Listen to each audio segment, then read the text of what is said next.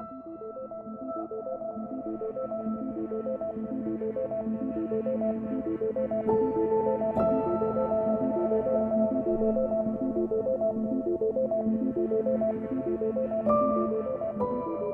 name is Tom Giesbers. I'm 66 years old currently.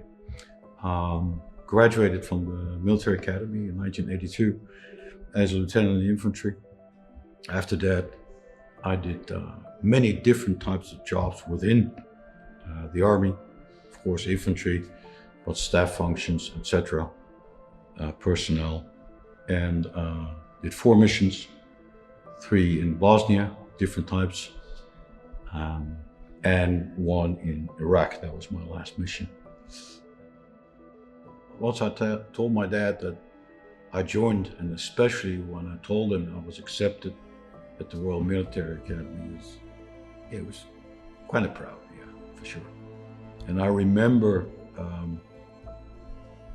he retired the same day I got promoted to captain.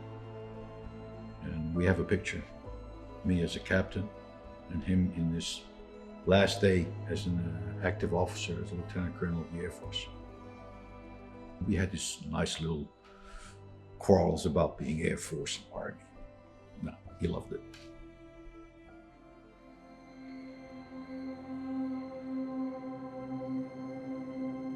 We were in a period in Bosnia where there was still fighting going on. Confrontations lines, mines everywhere. As a military observer, part of our task was to see if the warring factions complied with the agreements they had made. Basically, the agreement was not to fight, but there was shooting going on every day almost. And sometimes you got a report, a house burning, whatever. And especially after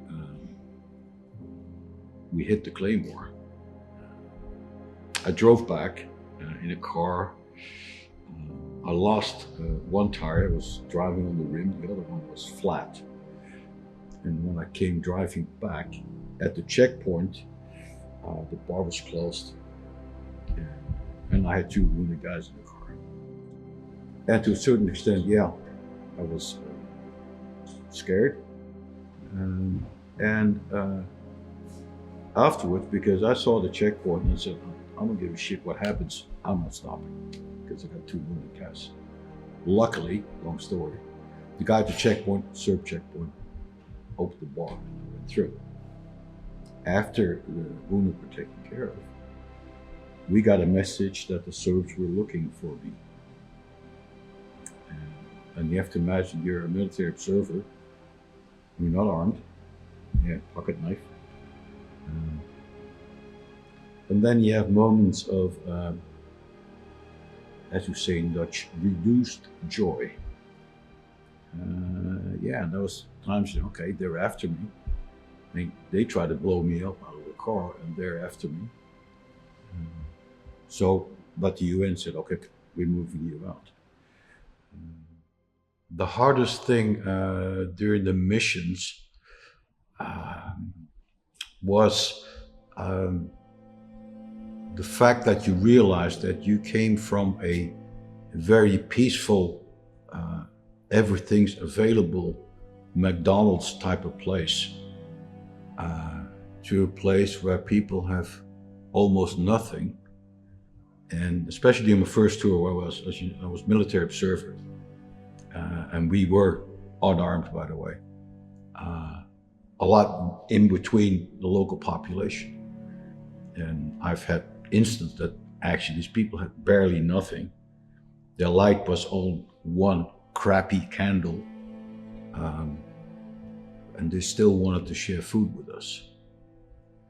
And realizing that these people were in such a bad shape and still, survive, and actually almost grateful that you were there, was, well, sometimes a little bit unsettling. Because you don't realize that when you live here.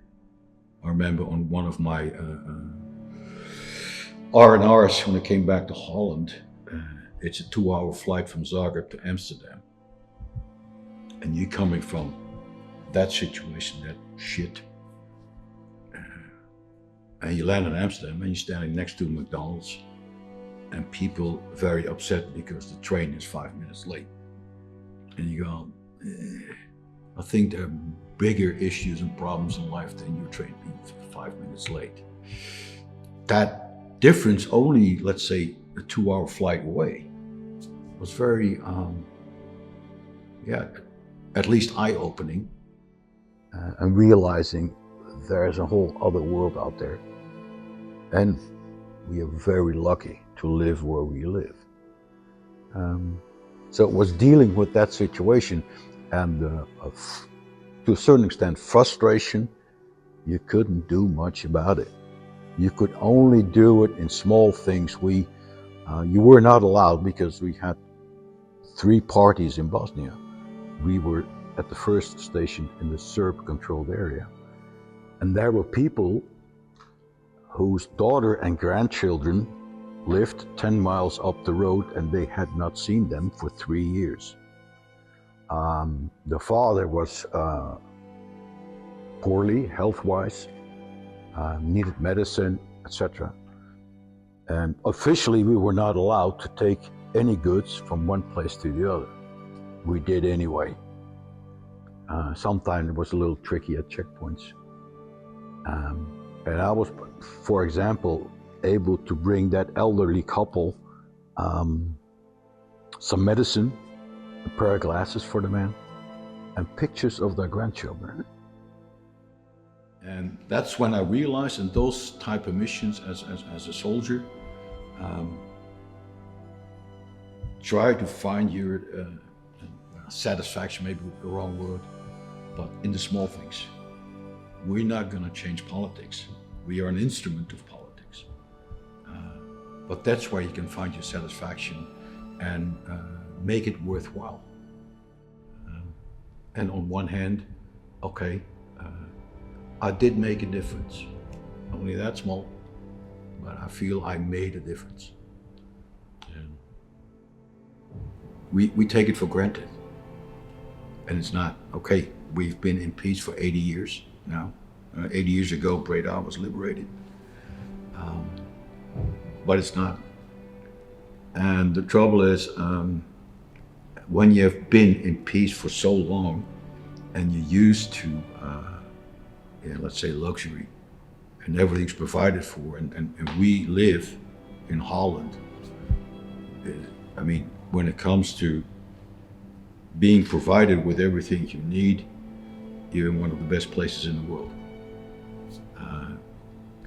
You can be very grateful that your cradle was here. And I think people take that too much for granted. Living in a place where there's not been a war for 80 years is over the millennia very rare. So we are very fortunate. And I would like to see that we try to defend that. Hopefully not by war, but by the willingness to fight it. So that the other guy says, no, we're not. And that's what I miss. And I think sometimes people are too, they're selfish.